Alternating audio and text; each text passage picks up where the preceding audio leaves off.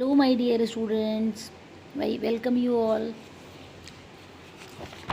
Class 6 के students ध्यान दें ज़रा। मैंने आप लोगों को देखिए इसमें इस वाले पेज में हम बात कर रहे हैं यहाँ पर पेज नंबर 6 की। ठीक है, लेसन 1 में हम पेज नंबर 6 की बात कर रहे हैं यहाँ पे। और इसमें आपको हमने ये वर्क दिया था, यहाँ पे क्या वर्क दिया था, ये दिया था the accident took place at this spot. आपको पर्टिकुलरली क्या करना है, यहाँ पे आपको एडवर्ब फ्रेज को अंडरलाइन करना है। आई होप आपने ये काम कर लिया होगा। चलिए देख लेते हैं। The accident took place at this spot, हो गया, स्पॉट कर दिया, इसको अंडरलाइन कर दिया। She danced in a beautiful manner, कौन से मैनर में, अच्छे सुंदर मैनर में, अंडरलाइन कर दिया। अगला क्या कहता है, अगला यहाँ पे ये बताया जा रहा है कि a fair is held at the village. ठीक है, एट द विलेज क्या डिफाइन करता है, एडवर्ब ऑफ प्लेस। और एवरी ईयर अगर हम यहाँ पे लिख देंगे तो ये हमारे टाइम को भी बताएगा। तो दोनों तरफ से आप दोनों चीज़ों को अलग अलग समझ सकते हैं। फिर देखिए, please ask Ravi to wait, I will be back in a short while. मतलब रवि से बोलिए वेट करने के लिए, मैं थोड़ी देर में, यानी कि ये एडवर्ब ऑफ टाइम यहाँ बताया जा रहा है। अगला देखिए, he shouted at the top of his voice. तो हम यहाँ पे इसको अंडरलाइन कर लेते हैं। At the top of his voice का मतलब क्या होगा, ये बता रहा है लाउडली, यानी कि ये हमें बता रहा है कि मैनर क्या है, बोलने का तरीका क्या है, बहुत तेज़ी से। He behaved in a rude manner, किस मैनर में, in a rude manner, underline कर देते हैं इसको। रूड मैनर का मतलब हो गया rudely. Everything was in plenty in those days, मतलब उन दिनों में सब चीज़ें बहुत बड़ी मात्रा में हुआ करती थी। ठीक है, तो हम क्या कहेंगे, किन दिनों में, पर्टिकुलरली किसी समय की बात हो रही है, इसलिए एडवर्ब फ्रेज ऑफ टाइम यहाँ बताया गया है। He acts without any care, यानी कि विदाउट एनी केयर यानी कि बिना किसी परवाह के, तो बिना किसी परवाह के यानी कि केयरलेसली। तो यहाँ पे आप इसको अंडरलाइन कर लेंगे। फिर देखिए, she talked in an angry mood, यानी कि उसने बात की गुस्से भरे मूड में। तो हम इसको भी अंडरलाइन यहाँ पे कर लेते हैं। यहाँ पे मूड, यहाँ पे उसका मैनर बताया जा रहा है। फिर देखिए अगला हमारा क्या कह रहा है, the king treated the people with great kindness. How did the king treat the people, तो हम कहेंगे यहाँ पे विद ग्रेट काइंडनेस। मैनर बता रहे हैं यहाँ पे, मैनर टाइम प्लेस ये दिख गया आपको, इसलिए हमने इनको अंडरलाइन कर दिया। और साथ ही साथ हमने यहाँ पर ये वाले भी जो हमारे कलर्ड क्या कहा है, replace the coloured adverbs with adverb phrases in the following sentences. तो ये एडवर्ब को एडवर्ब फ्रेज में कन्वर्ट करना है, सिंपल सी बात है। आप इनका मीनिंग समझ लीजिए और उसको अपने शब्दों में करके लिख दीजिए। अल्टीमेटली, अल्टीमेटली का मतलब होता है आखिरकार, एट लास्ट, इवेंचुअली, कुछ भी कह सकते हैं, फाइनली, है ना। फाइनली अगर हम लिखते हैं तो क्या हो जाएगा, वो तो बिल्कुल ऐसा ही हो जाएगा अल्टीमेटली जैसा, लेकिन हम इसे थोड़ा सा डिफाइन करके लिखेंगे। तो हम यहाँ पे एट लास्ट लिख दे रहे हैं इसको। ठीक है, ये वन वर्ड में है और इसको थोड़ा एलोबरेट करना है। We had to cancel our tickets, हाँ आखिर में हमें वो टिकट कैंसिल करनी पड़ गई। जेन विजिट्स द ऑर्फेनेज, ऑर्फेनेज का मीनिंग होता है अनाथालय, जहाँ पे अनाथ लोग रहते हैं, जिनका कोई रखने वाला नहीं होता है, जिनको मतलब जिनका कोई सहारा नहीं होता है, वो अनाथालय में रहते हैं। रेगुलरली, रेगुलरली का मतलब क्या होता है, ऑन डेली बेसिस, इसका मीनिंग यह हो गया।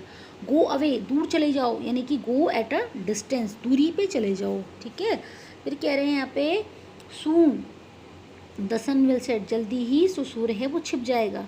तो the sun will set in no time या in a short period of time.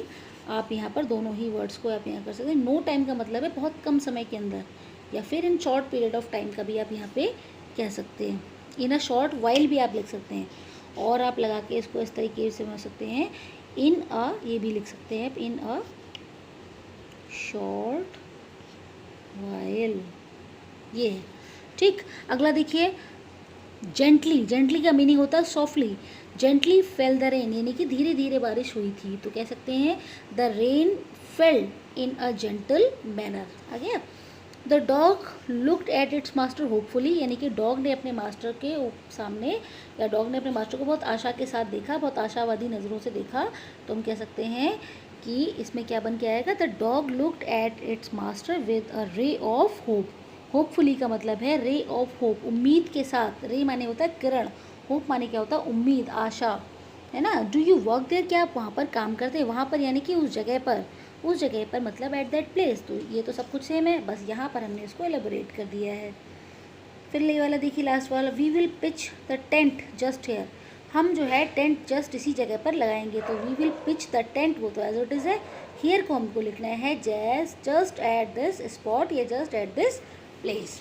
I hope आपको ये समझ में आ गया होगा। चलो अब हम क्या करते हैं, replace the coloured adverb phrases with adverbs of the same meaning. अभी हमने एडवर्ब को एडवर्ब फ्रेजेस में कन्वर्ट किया था, अब हम एडवर्ब फ्रेज को एडवर्ब में कन्वर्ट करेंगे, यानी दोनों ही तरीके से आप समझिए ज़रा। कहते हैं he was rushed to hospital without delay, यानी कि बिना देरी किए उसको हॉस्पिटल पहुंचाया गया, तो यानी जल्दी पहुंचा दिया गया। तो he was rushed to hospital soon, soon का मतलब क्या हो गया, जल्दी से। फिर देखिए, the two girls left the room in a hurry, यानी कि इन दोनों लड़कियों ने कमरा जल्दी से छोड़ दिया। तो the two girls left the room quickly, in a hurry मतलब जल्दबाजी में, क्विकली मतलब जल्दी से। ठीक है, ये देख लीजिए आप।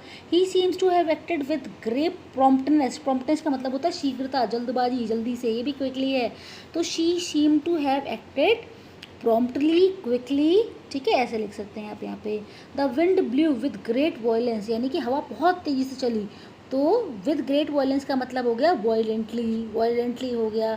इस तरीके से ज़्यादातर एडजेक्टिव में जिस तरीके से हम एल लगा के बना देते हैं, उसी तरीके से आप इसको याद करने की कोशिश करिए। तो द विंड ब्लू वॉयलेंटली। अगला देखिए, अ ब्यूटीफुल मेंशन, मेंशन का मतलब होता है एक बड़ा बंगलो, घर, है ना।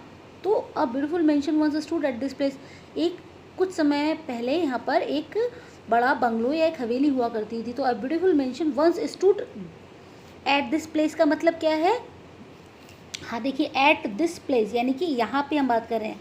तो आप देयर नहीं लिखेंगे, आप यहाँ पर क्या लिखें, देखिए गलती हुई है, इसको हम क्या कहेंगे, हेयर। अगर हम कहते हैं यहाँ पर एट दैट प्लेस, तो डेफिनेटली हम यहाँ पर क्या लिखते हैं, देयर का हम यूज़ करते हैं।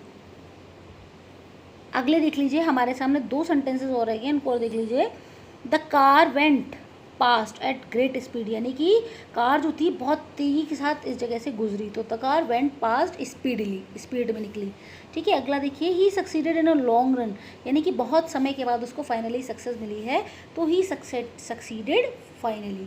तो आई होप आप एडवर्ब से एडवर्ब फ्रेज बनाना, एडवर्ब फ्रेज से एडवर्ब बनाना अच्छी तरीके से समझ गए होंगे। और बाकी आप अपने घर पर मेहनत करते रहिए। Stay safe, be safe. आज की वीडियो में बस इतना ही।